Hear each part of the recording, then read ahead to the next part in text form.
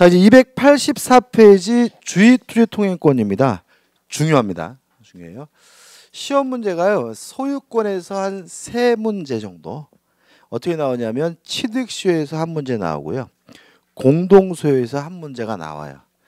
나머지 부분에서 한 문제가 나오는데 주로 뭘 다루냐면 요 주의투지통행권을 다룹니다. 그래서 반드시 나온다라고 말할 수는 없지만 자주 나오는 부분이니까 좀 신경을 좀 써야 돼요. 자, 법조문이 나오는데 좀 정리를 좀 해보자고요.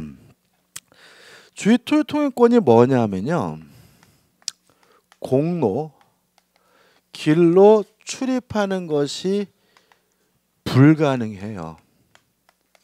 아니면 가능하더라도 과다한 비용이 들어요. 이런 경우는 말 그대로 어쩔 수 없이 주위의 토지를 통행할 수가 있는데 이걸 우리가 주의토지 통행권이라고 하는 거죠. 이 주의토지 통행권이 또 중요한 이유가 흔해요. 아주 흔합니다. 왜 흔하냐면 우리가 이제 교외 지역의 지적도 같은 거 발급받아 보시면 땅이 구획만 되어 있지 길은 없어요. 지적도 상으로는.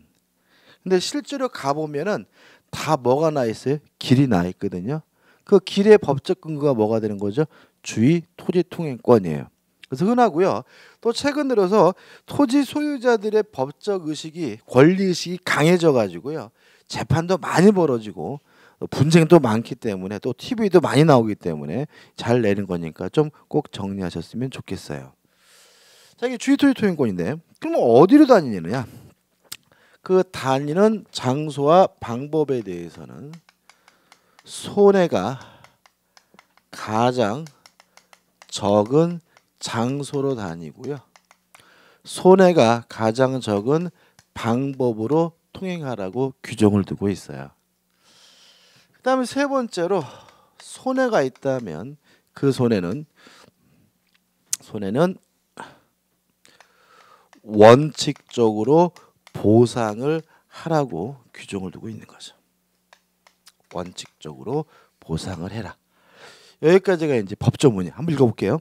자칙의 219조입니다. 이러한 어느 토지와 공로 사이에 그 토지의 용도에 필요한 통로가 없는 경우에 그 토지 소유자는 주위의 토지를 통행 또는 통로로 하지 아니하면 공로에 출입할 수 없거나 불가능이죠. 과다한 비용을 요하는 때는 그 주위의 토지를 통행할 수가 있고 필요한 경우에는 통로를 개설할 수가 있다. 이게 뭐예요? 주의투지 통행권이죠. 그러나 이로 인한 손해가 가장 적은 장소 방법을 선택하여야 한다. 이왕 전항의 통행권자는 통행지 소유자의 손해를 어떻게 해요? 보상하여야 한다 해서 제가 적어드린 이 내용이 뭐예요? 결국 뭐예요? 법조문인 거죠. 그죠? 근데 우측에 보시면 피곤하죠? 판례가 쭈루루루 나열되어 있죠. 그 내용 자체가 대부분 다 뭐예요? 판례예요. 이 판례가 어디까지 나오고 있습니까? 한 장을 넘겨보시면 286페이지까지 쭉 뭐가 나열되어 있어요? 판례가 나열되어 있죠. 그럼 이것도 어떻게 해요? 정리를 해봐야 되겠죠. 그죠? 판례를 뭐죠? 무슨 의미인지도 모르고 수평적으로 외우는 건 의미가 없단 말이죠. 자, 보자고요. 첫 번째, 주의토지 통행권이 인정이 되려면 공로로 출입하는 것이 불가능해야 돼요. 그러면 첫 번째 생각해 볼 것은 가능한지 불가능한 건지 판단 기준이 필요할 텐데 우리 판례는 판단 기준은 형식적으로 판단하지 않고요, 실질적으로 판단해야 된다는 것이 우리 판례 입장입니다. 첫 번째 기억할까요? 요건 이런 얘기예요. 거꾸로 지적도를 발급받아 봤더니 길이 있어요.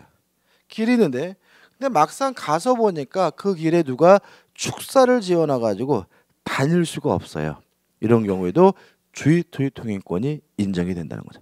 다시 말하면 형식상 도로가 있느냐 없느냐 이렇게 따지는 것이 아니라 실질적으로 다닐 수 있는지 없는지를 가지고 따진다는 것이 우리 판례 입장입니다. 두 번째, 불가능해야 됩니다. 따라서 좀 더 편리하다, 좀 더 지름길이다, 라는 이유만으로는 주의 토지 통행권은 인정될 수가 없습니다. 우리가 그 가끔 이제 뉴스나 이렇게 무슨 뭐 궁금합니다 Y 뭐 이런 거 가끔 보면은 이제 뭐 땅 주인이 길을 막았다 그래서 막 뉴스에 나오는 거 있잖아요, 그죠? 근데 그거 가만 보면은 꼭 결론이 어떻게 나오냐면은 그거 보시면 그런 거 보시면 마지막에 꼭 누가 나와요? 담당 공무원이 나와요, 그죠? 담당 공무원 어떻게 나옵니까? 바둑판 문의로 음성 번주해가지고 뭐라고 나옵니까? 그게 말이죠. 뭐 어쩔 수 없거든요. 뭐 이렇게 나온단 말이죠. 왜 그러느냐? 그 내용을 가만 들어보면 뭐냐면 땅 주인이 길을 막는 바람에 그 마을 사람들이 돌아가야 된다는 거예요. 불편하다는 거예요. 길이 막힌 바람에 좁은 길로 다녀야 된다는 거. 그런 내용이거든요. 다시 말하면 법적으로 주의 토지 통행권이 인정이 되려면 길로 나가는 것이 뭐 해야 되는 거예요? 불가능해야 되는 거예요. 따라서 땅 주인이 막았기 때문에 불편하다. 돌아가야 된다. 이런 이유만으로는 뭐가 인정될 수는 없는 거예요? 주의 토지 통행권이 인정될 수는 없는 거죠. 따라서 그 TV에 나오는 것들은 제가 가만 보면 땅 주인의 행위가 다 뭐예요? 정당한 거예요. 정당한 거니까 담당 공무원이든 법원이든 뭐 할 방법이 없는 거예요? 구제할 방법이 없는 거죠. 그래서 저는 굉장히 기분 나쁜 게 그럴 때마다 꼭 어떻게 해요? 그냥 할머니 인터뷰 딱 나오죠. 할머니가 막 눈물을 그렁그러면서 우리가 일제시대부터 다녔는데 막 이렇게 나온단 말이에요. 그러면 이제 보는 사람들이 어떻게 해요? 저 나쁜 새끼 땅 주인 저 죽일 놈이다 막 이렇게 되는 거잖아요, 그죠? 근데 생각해 보면은 땅 주인 입장에서 생각을 해보세요. 내 땅인데 일제시대부터 그 땅을 못 썼어. 왜 못 썼어요? 마을 사람들이 다녀가지고. 근데 마을 사람들이 일제시대 때부터 거의 수십 년을 다녔는데도 고맙다고 한 적도 없고, 그죠? 뭐라도 명절 때 선물이라도 준 적도 없고, 오히려 뭐 권리냥 내 땅 다니지 말라 그랬더니 막 현수 막 살인마 안영찬은 물러가라 막 적어놓고 어떻게 막 난리란 말이죠. 오히려 뭐예요? 땅 주인 약자인 경우가 굉장히 많습니다. 그죠? 생각해 보시기 바라고. 아무튼 불가능해야 돼요. 좀 더 편리하다, 지름길이다 이런 이유만으로는 남의 땅 다닐 수 있는 것은 아닌 거죠, 그죠? 이해되시죠? 세 번째, 불가능해야 됩니다. 따라서 추후라도 나중에라도 공로가 개설되면 기존의 주의 토지 통행권은 뭐죠? 소멸이 됩니다.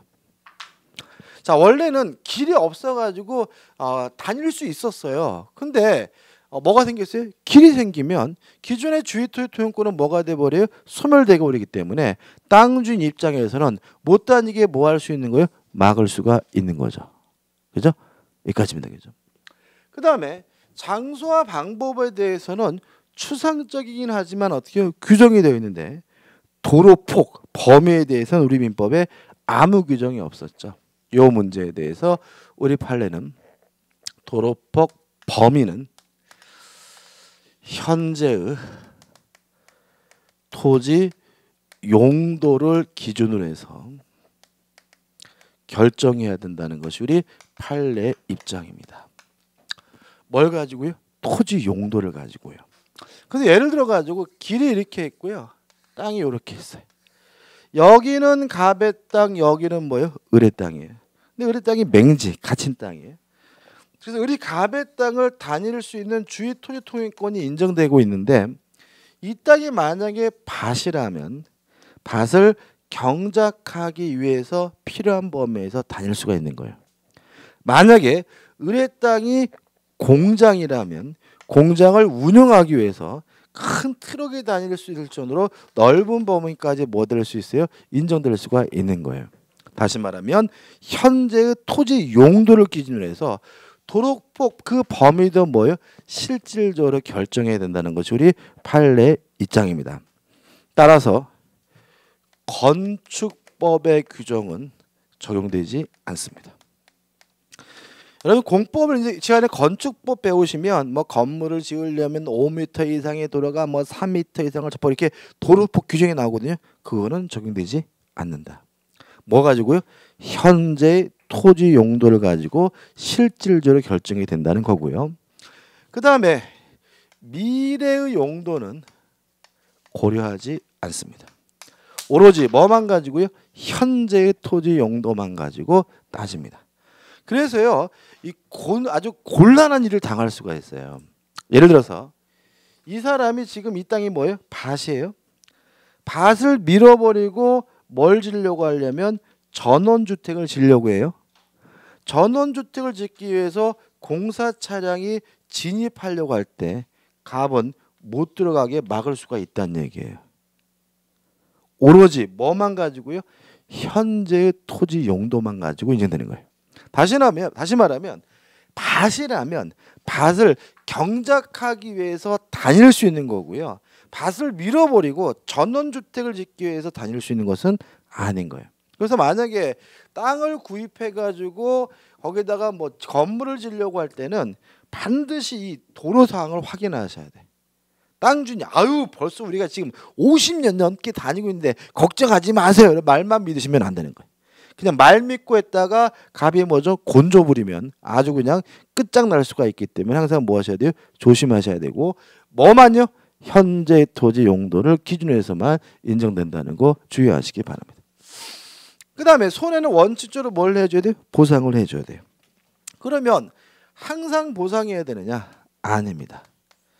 예외적으로 보상할 필요가 없는 경우가 있어요. 두 가지를 기억하시는데 첫째, 우리 판례인데 보상 없이 통행하여 온 자입니다. 하여 온 자에게는 새삼스럽게 보상을 청구할 수가 없다는 게 판례 입장입니다. 자, 우리 민족은요, 좋은 게 좋은 민족이거든요. 그래서 아까 말씀드린 것처럼 남의 땅을 다니면서도 뭘 안 해줘요? 보상을 안 해줘요. 그죠? 그냥 다니잖아요. 그죠? 시골 사람들, 그죠? 근데 재밌는 거는 최근에 땅 주인들의 권리 의식이 강화돼 가지고 보상해 달라고 청구하는 소송이 뭐 하고 있냐면 급증을 했어요. 그럼 여기서 문제가 되는 게 뭐냐면 만약에 법원이 민법 규정에 따라서 보상해 줘라라고 판결을 내린다면 온 나라가 뭐죠? 난리가 나겠죠. 그래서 우리 판례는 법적 안정성을 고려해요. 그동안 보상 없이 통행오해온 사람한테는 새삼스럽게 뭘 청구할 수 없어요? 보상을 청구할 수 없다는 게 판례의 입장입니다. 따라서 시골에 어떻게 해요? 보상 없이 다니고 있다면 땅 주인이 뭐예요? 보상을 일단 청구하지 못한다는 거 기억해 두셔야 돼요. 아주 잘 나와요. 그죠?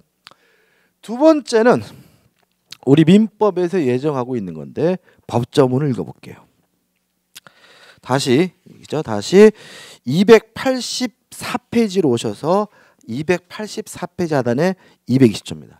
1항 분할로 인하여 공로에 통하지 못하는 토지가 있는 때에는 그 토지 소유자는 공로에 출입하기 위하여 다른 분할자의 토지를 통행할 수 있다. 이 경우에는 보상의 의무가 없다. 2항 전항의 규정은 토지 소유자 그 토지 일부를 양도한 경우에도 어떻게 준용한다. 이렇게 나와 있으니까 정리해 보면 이렇게 된 거죠. 분할로 또는 일부 양도로 맹지가 됐다면 뭐 할 필요 없는 거죠? 보상할 필요가 없다. 이렇게 되는 거죠. 특히 요 분할 일부 양도로 맹지가 된 경우를 뭐라고 그러냐면 무상주의 통행권이라고 합니다. 무슨 말이냐? 일부죠. 일부. 무슨 말이냐? 이런 얘기예요. 자, 원래 한 필지 토지였어요. 근데 이 토지를 갑가을이 공유하고 있었는데 갑가을의 땅을 요렇게 분할을 했어요. 그러면 갑의 입장에서는 요렇게 분할하게 되면 을의 땅이 맹지가 됨을 충분히 뭐 할 수 있어요? 예견할 수가 있으니까 이때 을은 갑의 땅을 당연히 뭐 할 수 있어요? 다닐 수가 있는 거고요. 뭐 해줄 필요도 없는 거예요? 보상을 해줄 필요도 없는 거예요. 분할이죠? 일부 양도. 자, 한 필지 땅인데 갑이 단독으로 소유하고 있었어요. 근데 갑이 이 땅을 요렇게 잘라가지고 을에게 뭐죠? 양도를 했어요. 이게 뭐예요? 일부 양도죠. 그러면 요렇게 잘라서 을에게 양도하면 을의 땅이 맹지가 됨을 충분히 갑이 뭐 할 수 있어요? 예상할 수가 있는 거니까 을은 갑의 땅을 당연히 뭐 할 수 있는 거예요? 통행할 수가 있는 거고 이때 을은 갑에게 뭐 해줄 필요도 없어요? 보상해 줄 필요도 없는 거죠. 무슨 말 아시겠죠? 그죠? 이해되시죠? 그죠? 마지막입니다. 다만 무상 소유 토지 통행권에 관한 220조는 우리 판례는 직접 당사자 간에만 적용된다는 것이 우리 판례 입장입니다. 다시 말하면 갑과 을 직접 당사자에게만 적용되는 거예요. 따라서 만약에 갑이 요 땅을 병에게 팔았다면 요 병에게는 적용되지 않으니까 병은 을에게 뭐 할 수 있는 거예요? 보상을 청구할 수가 있는 거예요. 갑과 을끼리만 적용되는 거예요. 따라서 을이 요 땅을 정에게 팔았다면 정에게는 적용되지 않는 것이니까 갑은 정에게 뭐 할 수 있는 거예요? 보상을 청구할 수가 있는 거예요. 다시 말하면 분할이나 일부 양도에 의한 무상 주의 토지 통행권은 누구한테만요? 직접 당사자에게만 인정된다는 거 꼭 기억해 두시기 바랍니다. 여기까지 정리하시면 되고요. 나머지 판례들은 뭐예요? 상식적으로 접근하시면 충분한 거니까 정확하게 숙지하시면 돼요. 끝이에요. 그죠? 자, 그럼 이제 정리하는 의미에서 287페이지에 있는 문제를 풀어보면 되겠죠. 287페이지 문제입니다. 주의 토지 통행권에 관한 설명으로 옳은 것은 1번 주의 토지 통행권자는 담장과 같은 축조물이 통행에 방해가 되더라도 그 철거를 청구할 수 없다. X죠. 다닐 수가 있는 거잖아요. 그죠? 통행권이잖아요. 그죠? 그죠? 길 막았으면 어떻게 해요? 철거해달라고 뭐 할 수 있겠어요? 요구할 수 있겠죠. 1번은 뭐 당연한 건 거예요. 그죠? 2번 토지 분할로 무상 주의 토지 통행권을 취득한 분할 토지 소유자가 그 토지를 양도한 경우 양수인에게는 무상 주의 토지 통행권이 인정되지 않는다. 맞죠? 왜요? 분할로 일부 양도로 인한 무상 주의 토지 통행권은 누구한테만 인정돼요? 직접 당사자 간에만 인정되니까요. 답은 뭐죠? 2번이죠. 3번 소유 토지 용도에 필요한 통로가 이미 있더라도 그 통로를 사용하는 것보다 더 편리하다면 다른 장소로 통행할 권리가 인정된다. X죠. 뭐 해야 된다고요? 불가능해야 되죠. 좀 더 편리하다, 지름길이란 이유로는 주의 토지 통행권은 뭐 되지 않아요? 인정되지 않는 거죠. 4번 기존에 통로가 있으면 그것이 당의 토지 이용에 부적법하여 실제로 통로로서 충분한 기능을 하지 못하는 때에도 주의 토지 통행권은 인정되지 않는다. X죠. 이거예요. 실질적으로 판단하지 뭐로 판단하는 거 아니에요? 형식적으로 판단하는 것이 아니죠. 따라서 형식상 도로가 있더라도 뭐 할 수 없다면요? 사용할 수 없다면 주의 토지 통행권이 뭐죠? 인정이 되죠. 5번 주의 토지 통행권이 일단 발생하면 나중에 그 토지에 접하는 공로가 개설되어 그 통행권을 인정할 필요가 없어지더라도 소멸하지 않는다. X죠. 뭐 해야 된다고요? 불가능해야 돼요. 따라서 추후에 공로가 개설이 되면 주의 토지 통행권은 뭐 하게 돼요? 소멸이 되겠죠. 그죠? 그래서 보시면 아시겠다시피 좀 까다롭긴 하지만 여기 나와 있는 것만 정확하게 정리한다면 어떤 문제도 풀 수 있는 거니까 확실하게 정리하시기 바랍니다. 끝입니다. 자, 이제 한 장을 넘겨보시면 물에 관한 상린관계가 나오죠. 다 가입표예요. 그러니까 288페이지 전체가 가입표고요. 289페이지 전체가 가입표입니다. 좀 말씀을 드리면 우리는 과거에 논농사 위주 사회였잖아요. 논농사. 그래서 자기 논에다 물을 대는 게 굉장히 뭐예요? 중요했기 때문에 우리 민법에서 자세하게 규정을 두고 있지만 이제는 의미가 없는 규정들이 다 죽은 규정이기 때문에 보실 필요가 없는 거고요. 한 장을 넘겨보시면 경계에 관한 상린관계가 나오죠. 중요하진 않지만 그래도 가끔 나오니까 대충 결론만 기억해주고요. 자, 이런 문제입니다. 자, 땅이 있는데 여기까지는 갑의 땅이고 여기 땅에는 을의 땅이에요. 갑과 을의 땅 경계에다가 담을 쌓으려고 해요. 담 설치 비용은 갑과 을이 반씩 부담합니다. 그것이 뭐예요? 287조 1항 2항이에요. 1항 2항. 2항 단서입니다. 자, 설치 비용은 반씩 부담하는데 담을 설치하기 위해서 측량하게 되면 얘 땅이 넓으니까 얘가 비용이 많이 들죠. 따라서 측량 비용은 반씩 부담하는 것이 아니라 면적의 비율에 따라서 부담합니다. 간단하죠, 그죠? 담 설치 비용은 어떻게 부담한다고? 반씩. 측량 비용은 어떻게 부담합니까? 면적의 비율에 따라서 부담한다. 그러면 237조가 끝이에요. 자, 담을 설치하려고 하는데 갑자기 을이 뭐라 그러냐면 CCTV 설치하재요. 설치하고 싶은 놈이 비용 부담합니다. 이게 뭐예요? 238조입니다. 다시 말하면 담에다가 특수시설을 하고 싶으면 특수시설 하고 싶은 사람이 뭐 하면 돼요? 비용을 부담합니다. 239조.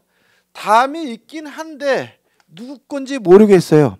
그럼 민법 규정에 따라서 원래 반씩 부담해서 담을 쌓는 거잖아요. 따라서 나중에 누구 건지 모르면 담은 공유하고 있는 것으로 뭐죠? 추정합니다. 이게 전부이죠. 정리해 볼게요. 설치 비용은 반씩 부담합니다.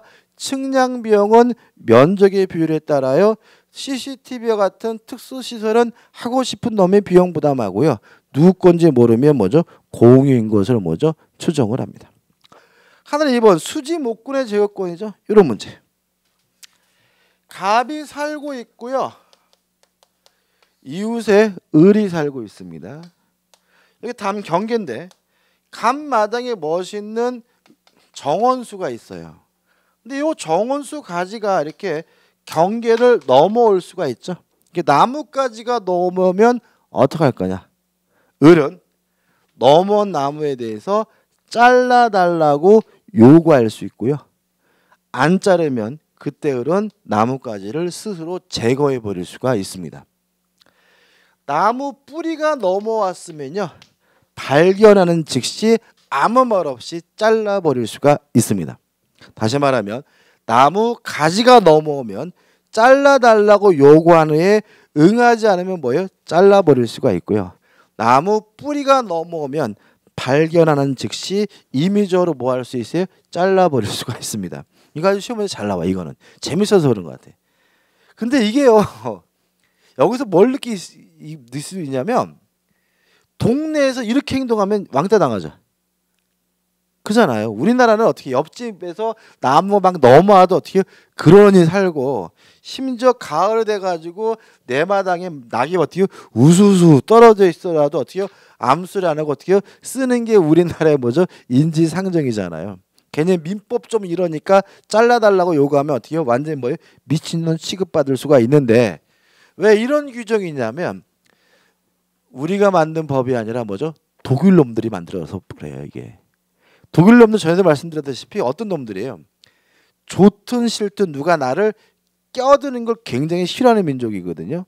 그러니까는 이런 규정을 어떻게 두고 있는 거거든요. 그죠? 기억해 두시기 바라고 저는 개인적으로 좀 개정을 해야 되는 게 아닌가 싶어요. 그죠? 이렇게 행동하면 동네에서 큰 싸움 나겠죠. 근데 하단에 보시면 이제 심글 깊게 파지 말라는 얘기 나와 있는데 241조 너무나 당연한 거고요. 우측에 보시면 경계선 부분에서 건축하려면 경계로부터 반미터 이상 뛰어라 이런 말이 나와 있고 차면시설 의무해가지고 잘 보이는 창문이나 거실이 있으면 어떻게 해요? 가려라 이런 말이 나오겠죠. 재미로 볼게요. 이 시험 중요한 거 아닙니다. 우측에 중간에 243조 보시면 경계로부터 2m 이상의 거리에서 이웃주택의 내부를 관망할 수 있는 창이나 마루를 설치하는 경우에는 적당한 뭐래요? 차면 시설을 어떻게 해요? 하야 한다 이렇게 되겠죠, 그죠? 이 재미있는 일이 생길 수가 있어요. 이거 재미로 말씀드리는 겁니다. 예를 들어 가지고 이렇게 이제 언덕백인데 여기는 이제 갑이 살고 밑에 이제 어떻게 을이 사는 거죠? 경계고 별 문제 없이 잘 살았는데 이 경계입니다. 갑이 갑자기 벽을 뚫어 가지고 통유리로 만든 거예요. 훤히 보인단 말이죠, 그죠? 근데 우리 그래서 그냥 그러나 보다 했는데 이 미친놈들이 온 식구가 다 빤스만 입고 돌아다녀. 특히 밤만 되면 그냥 빤스만 입고 다니는 게 훤히 보여가지고 아주 미치겠어요. 밥을 먹으려고 딱 숟가락을 들면 어떻게 해요? 앞에서 뭐 훤히 보이는데 막 온 식구가 남자 여자 할 것 없이 막 빤스만 입고 다니면 어떻게 환장하잖아요, 그죠? 다시 말하면 누가 날 보는 것도 기분 나쁘지만 잘 보이는데도 이런 것도 어떻게 해요? 환장하는 거잖아요, 그죠? 그래서 우리 열받아가지고 당신들 때문에 내가 밥맛이 없어서 밥도 못 먹겠다, 이거 가리자라고 요구했더니 그 합이 좋다 해가지고 재봤어요. 여기서부터 여기까지 재봤는데 2m 10cm예요. 만약에 2m 내라면 요 규정에 따라서 당연히 뭘 해야 돼요? 가려야 하는 거죠. 그죠? 2m 10cm면 가려야 돼요? 가릴 필요가 없는 거예요. 2m 5cm면 2m 1cm면요. 이렇게 되는 겁니다. 2m 내라면 지금 본 요 243조에 따라서 당연히 가리는 거예요. 근데 2m를 넘으면 243조가 적용되지 않고요. 아까 했던 생활방해에 관한 규정이 적용되는 거예요. 그럼 어떻게 되는 거죠? 이 사람들의 이런 행위가 참을 만한 정도를 넘는지 안 넘는지를 판단해 가지고 만약에 너무 지나쳐 가지고 참을 만한 정도가 넘는다면 2m가 넘는다 하더라도 가려달라고 뭐 할 수 있는 거예요? 요구할 수가 있는 거죠. 이해되시죠? 그죠? 다시 말하면 2m 이내면 그냥 따지지 않고 그냥 어떻게 가리는 거고요. 2m를 넘으면 이제 어떻게 해요? 생활방해 금지 규정에 따라서 참을 만한 정도인지 아닌지 가지고 실질적 판단해서 적용하게 됩니다. 재밌지 않나요?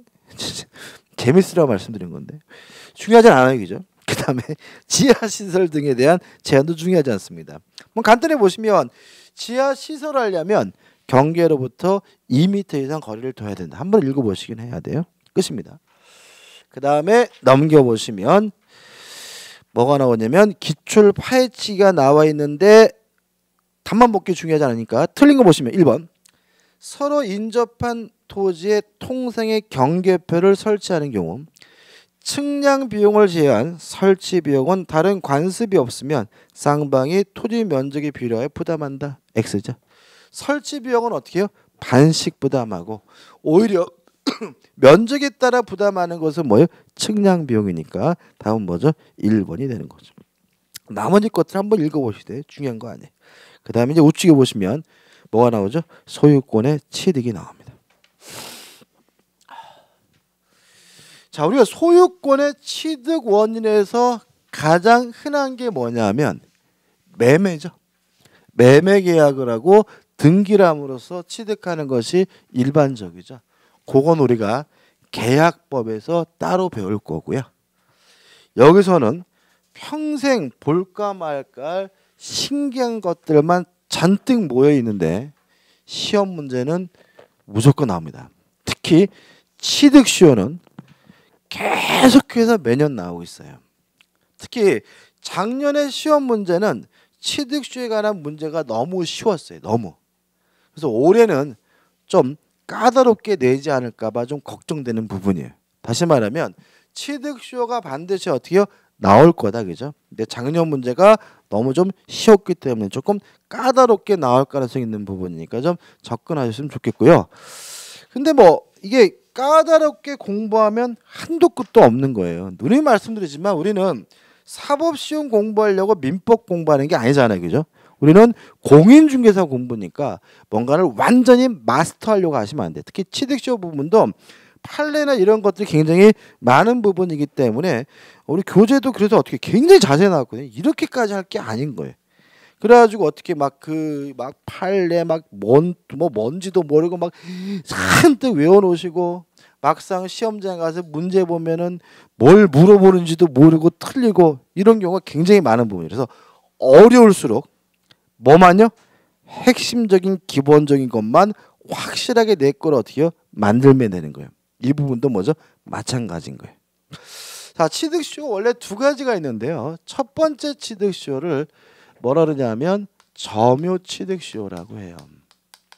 교재 보기 전에 간단히 설명드리면 점유 취득시효란 타인의 부동산을 점유하고 있는 상태에서 20년 지나면 취득시효하게 되는데, 유의하실 것은 전에도 했지만 취득시효가 완성됐다 그래서 바로 소유권을 취득하는 것은 아니고요.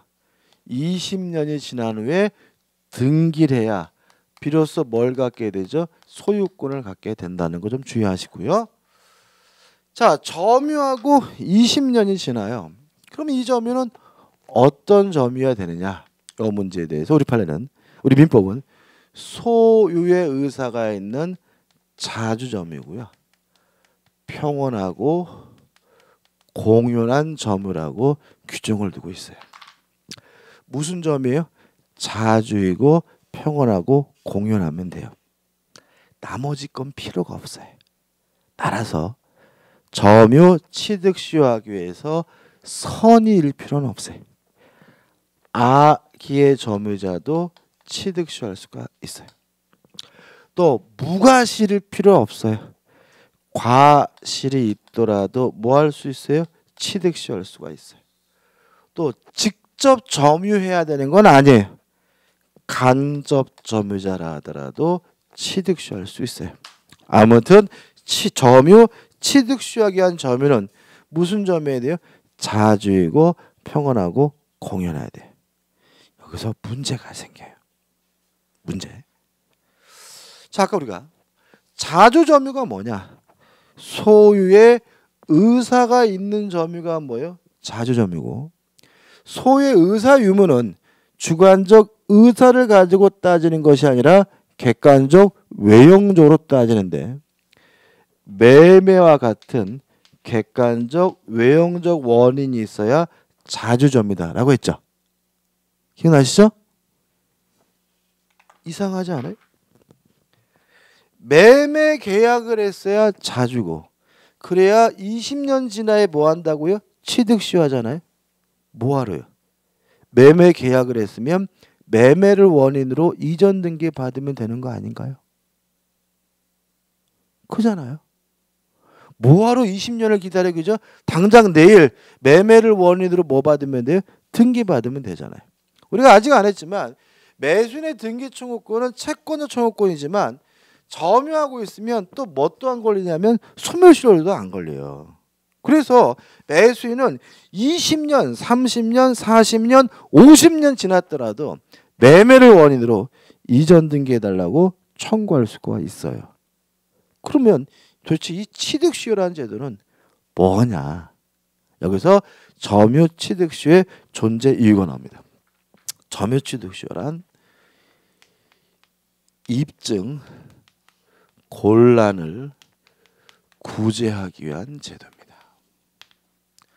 지금 제가 말씀드린 것처럼 매매 계약이 있었고 매매가 있었다는 사실을 입증할 수 있다면 굳이 취득시효를 주장할 필요 없는 거예요. 매매를 원인으로 뭐 받으면 되는 거예요? 이전 등기 받으면 되는 거예요. 다만 시간이 너무 많이 흘러가지고 계약서도 없어지고 증인도 없어지고 입증하기 어렵다면 그때 뭘 주장하는 거예요? 취득시효를 주장하는 거예요. 자, 점유취득시효는 왜 인정되는 제도라고요? 입증 곤란을 구제하기 위한 제도예요. 남의 땅 그냥 뭉갠다고 해서 뭐 하는 것은 아니에요. 취득시효하는 것은 아닌 거예요. 됐죠? 여기까지 규제 보자고요.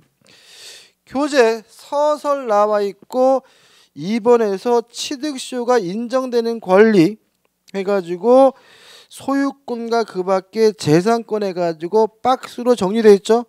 박스 이거 외울 거 아니에요, 그죠? 외울 거 아니고 인정되지 않는 권리만 잠깐 볼까요? 박스 신분상 권리 인정 안 되겠죠? 그죠? 남의 집에서 20년 종소리하면 그 집 아들 되나요? 그건 아니잖아. 그다음 두 번째, 저당권 취득시효 못하겠죠? 왜요? 취득시효 하려면 반드시 뭘 하고 있어야 돼요? 점유를 하고 있어야 되는데 저당권자는 뭐 하지 못해요? 점유 못하잖아요.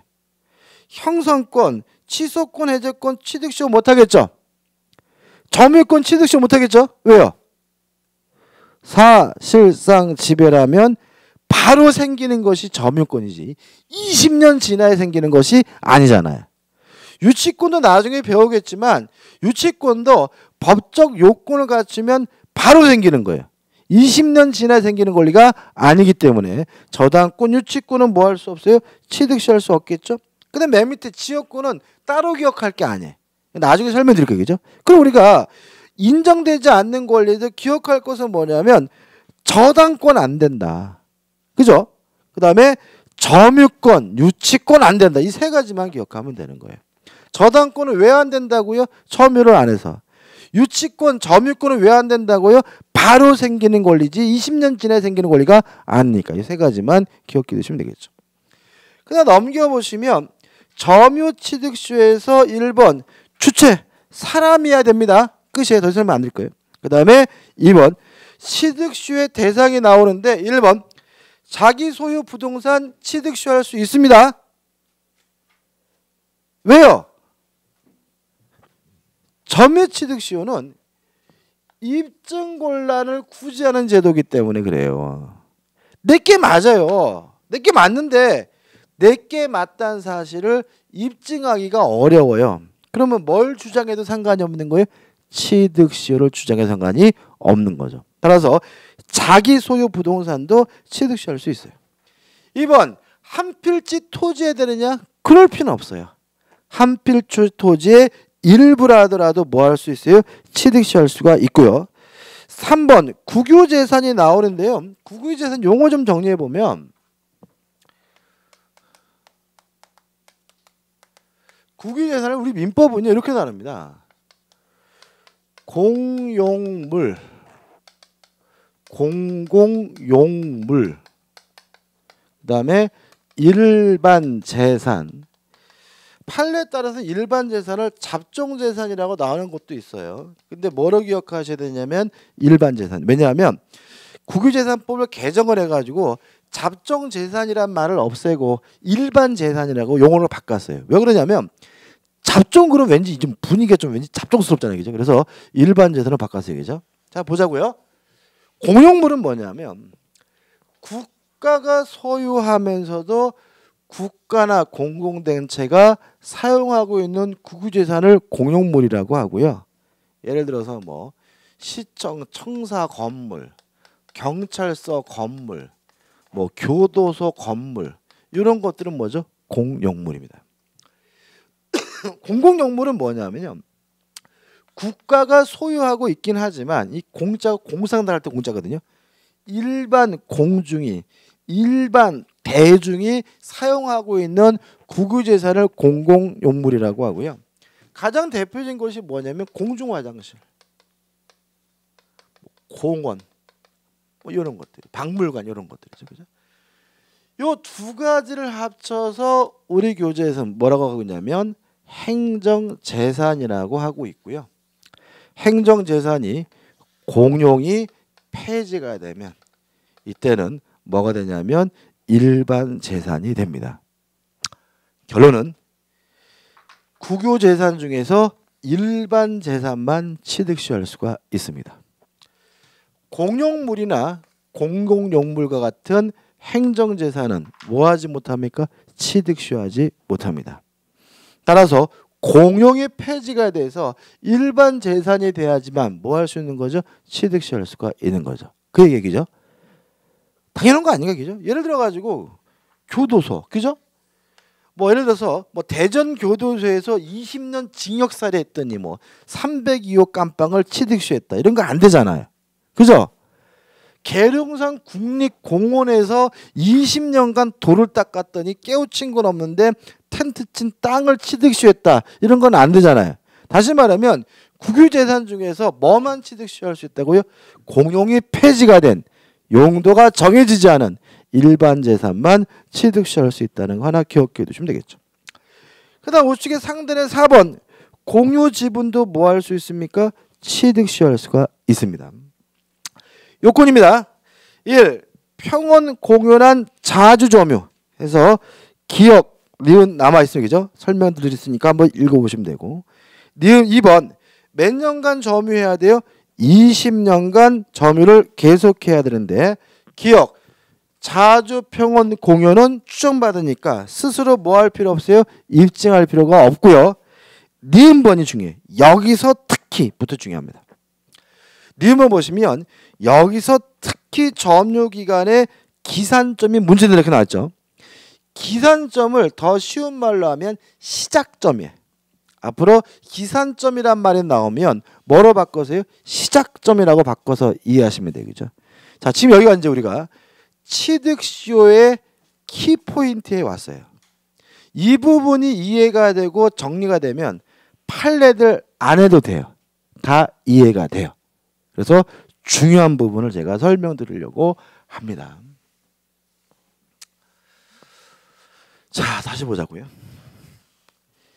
20년이 돼서 취득시효가 완성되면 등기를 해야 비로소 뭘 가져요? 소유권을 갖는 거예요. 따라서 20년이 되는 순간은 소유권을 갖는 게 아니라 등기해달라고 요구할 수 있는 등기 청구권을 갖는 거예요. 그러면 요 등기 청구권이 물권적 청구권이겠어요? 채권적 청구권이겠어요? 또 갑자기 부정적 아우라가 저한테 발산되고 있는데 제가 전에 이랬죠. 물권적 청구권이 뭐라고요? 물권으로부터 발생하는 청구권. 물권이 있는 사람이 청구하면 물권적 청구권. 채권적 청구권이 뭐라고요? 채권으로부터 발생하는 청구권. 물권이 없는 사람이 청구하면 뭐예요? 채권적 청구권. 기억나시죠? 자, 그러면 물권적 청구권이에요? 채권적 청구권이에요? 채권적이죠. 아유, 등기해야 소유권을 갖는다고요. 등기 안 했으면 뭐가 없다고요? 소유권이 없다고요. 물권이 없으니까 당연히 뭐겠어요? 채권적 청구권이겠죠. 이게 외우는 거 아니라니까. 누님이 말씀드렸잖아요. 그죠? 자, 등기 청구권은 뭐라고요? 물권적 청구권이 아니라 뭐예요? 채권적 청구권이에요. 아우, 저를 막 힘드시게 하시네. 자, 또 얼마 남았습니다. 채권. 자, 물권은 모든 사람에게 주장할 수 있는 뭐예요? 절대권이죠. 채권은 특정한 사람에게만 주장할 수 있는 뭐죠? 상대권이죠. 그죠? 그러면 요 등기 청구권이 채권적 청구권이라는 말은 특정한 사람에게만 주장할 수 있는 뭐란 얘기예요? 상대권이란 얘기죠. 그죠? 생각해 보자고요. 오늘 밤 자정이요. 20년이 되는 시점이에요. 오늘 밤 자정. 지금 6시 20분 저에게 등기 청구권 있습니까? 없습니까? 없겠죠. 왜요? 오늘 밤 자정이 돼야 생기잖아요. 그죠? 그러면 저는 누구한테 등기를 청구할 수 있는 거예요?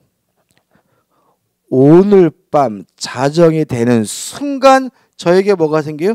채권이 생기는 거니까 그 상대방도 오늘 밤 자정이 되는 순간 그 부동산의 소유자인 거죠. 아우, 힘들어. 자, 보세요. 을이 갑에게 1억을 빌려줬어요. 1억 달라 요구할 수 있는 뭐가 있어요? 채권. 누구한테만 돈 달라고 할 수 있어요? 갑한테만. 그죠? 단 사람한테 돈 달라면 뭐 맞는다고요? 뺨 맞는다 그러잖아요. 이렇게 채권은 특정된 사람에게만 주장할 수 있는 뭐예요? 상대권이라고요. 됐죠? 동의하시죠? 다시 한번. 이게 여기가 이제 키포인트라서 그래요. 자, 보세요. 오늘 밤 자정에 20년이 돼요? 아직 20년 안 됐어요? 저에게 뭐가 없어요? 채권이 없죠? 그죠? 오늘 밤 자정이 되면 저에게 뭐가 생겨요? 채권이 생기죠? 상대방은 누구예요? 오늘 밤 자정 그 땅의 주인인 거잖아요. 따라서 등기는 누구한테만 청구할 수 있냐면 취득 시효 완성 당시 소유자에게만 청구할 수 있는 거예요. 등기는 누구한테만 청구할 수 있다고요? 20년이 완성될 당시에 소유자에게만 청구할 수 있는 거예요. 왜요? 채권은 특정한 사람에게만 주장할 수 있는 뭐예요? 상대권이니까. 교재 판례가 잔뜩 나와 있는데 이 판례들이 다 뭐예요? 요 판례 요거. 등기를 누구한테만 청구할 수 있다고요? 20년이 완성될 당시에 소유자에게만 뭐 할 수 있는 거예요? 청구할 수가 있는 거예요. 이해되시죠? 동의하시죠? 아, 사망하면 그 사람도 어떻게 청구해요? 돌아가셨으면. 아니 왜 돌아가신 걸 생각하세요? 누가요? 저면 사람이요? 누가 돌아가셨는데? 아, 사망했으면 상속받은 사람이 청구하면 되죠. 만약에 주인 죽었으면 상속받은 사람이 누구예요? 완성 당시 소유자인 거죠. 그것까지 생각하지 마세요. 그죠? 다시 한번요. 등기 청구권은 물권자 청구권이 아니라 뭐예요? 채권자 청구권입니다. 아, 집에 무슨 관련된 일이 있으세요? 그래서 딴 생각하시나? 아무튼 누구한테만 청구할 수 있다고요? 20년이 완성될 당시에 소유자에게만 뭐 할 수 있어요? 청구할 수 있는 거죠. 기억해 두셨어요, 그죠? 이제 다음 주에 또 할 거예요, 그죠? 다 끝났으니까. 자, 보자고요, 그러면. 별을 제가 몇 개 쳤어요?